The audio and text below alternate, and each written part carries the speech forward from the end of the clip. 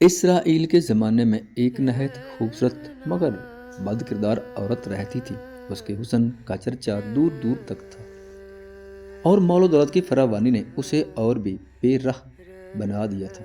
اس نے ایک عالیشان محل بنوایا جہاں روزانہ امیر لوگ اس کے پاس آتے اور اپنی خواہشات پوری کرتے۔ اس کی زندگی گناہوں میں ڈوبی ہوئی تھی اور اسے کبھی یہ خیال نہ آیا کہ اس راستے کا انجام کیا ہوگا۔ ایک دن ایسا ہوا کہ ایک دوسری بستی کا نہایت عبادت گزار اور پاک دل نوجوان اس کے گھر کے باہر سے گزرا۔ اچانک نظر عورت پر پڑی تو اس کا حسن اس کے دل میں گھر کر گیا۔ وہ جتنا ذکر، دعا اور عبادت کرتا، اس عورت کا تصور اس کے دل سے جانے کا نام ہی نہیں لیتا تھا۔ اس نے روزے رکھے، لمبی دعائیں کی، راتوں کو جا کر توبہ کرتا رہا، مگر دل کا فتور ختم نہ ہوا۔ آخرکار اس نے سوچا کہ جب یہ پریشانی ختم نہیں ہو رہی تو کیوں نہ وہ اس عورت کے پاس ہی چلا جائے۔ اس نے اپنا تھوڑا بہت سامان بیچا اور وہ رقم لے کر عورت کے پاس پہنچا۔ عورت نے رقم لی اور اسے اپنے تخت کے قریب بٹھا لیا۔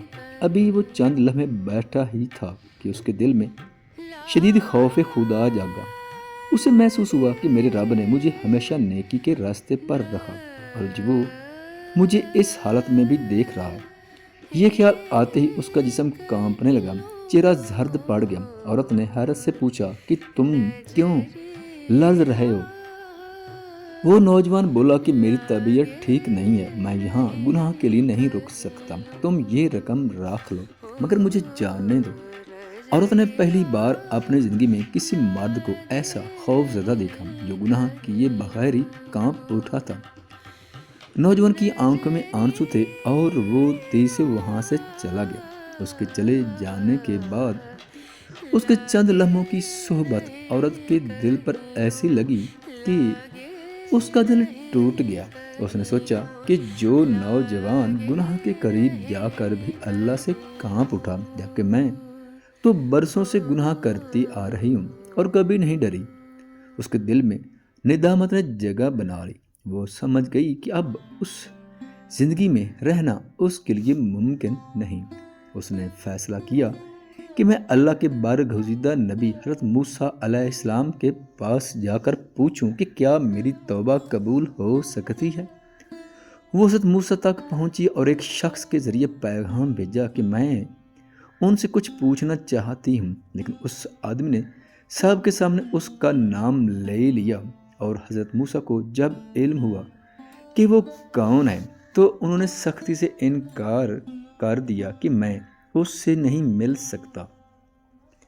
عورت یہ سن کر ٹوٹ گئی۔ اسے لگا کہ اللہ تو پہلے ہی اس سے ناراض ہے، اب اللہ کا نبی بھی بات نہیں کرنا چاہتا۔ وہ روتی ہوئی واپس اپنے گھر آئی اور کنڈی لگا کر سجدے میں گر پڑی۔ اس نے ساری رات روتے روتے گزار دی اور اللہ سے گڑ گڑا کر معافی مانگتی رہی۔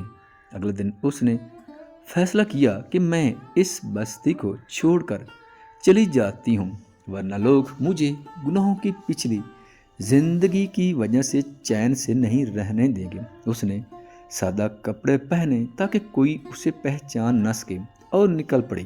اس نے سوچا کہ وہ پاک دامن نوجوان جس نے گناہ کے قریب جا کر بھی خود کو بچا لیا، وہ یقیناً نیک انسان ہے۔ میں اس کے گھر چلی جاتی ہوں، شاید وہ مجھے اپنی خدمت کے لیے رکھ لے یا نکاح کر لے۔ وہ اس کے گھر پہنچی اور انتظار کرنے لگی۔ جب نوجوان اپنے کمرے سے باہر نکلا اور اس کی نظر عورت پر پڑی تو اسے اپنے اس لمحے کی یاد آ گئی جب وہ گناہ کے قریب بیٹھا تھا۔ یہ سوچ کر وہ اتنا خوف زدہ ہوا کہ بے ہوش ہو کر زمین پر گر گیا اور چند لمحوں میں اس کی جان چلی گئی۔ عورت یہ سب دیکھ کر تڑپ اٹھی۔ 3 دن تک وہ غم میں رہی۔ پھر نوجوان کے گھر والوں نے کہا کہ اگر تم نیت سے توبہ کر چکی ہو تو اس کا بھائی تم سے نکاح کر سکتا ہے۔ عورت نے قبول کیا اور نکاح ہو گیا۔ اللہ نے اس عورت کو 7 بیٹے عطا کیے اور 7 اللہ کے نیک بندوں میں سے ہوئے۔ اس عورت نے اپنی باقی زندگی پاکیزگی، توبہ اور عبادت میں گزار دی۔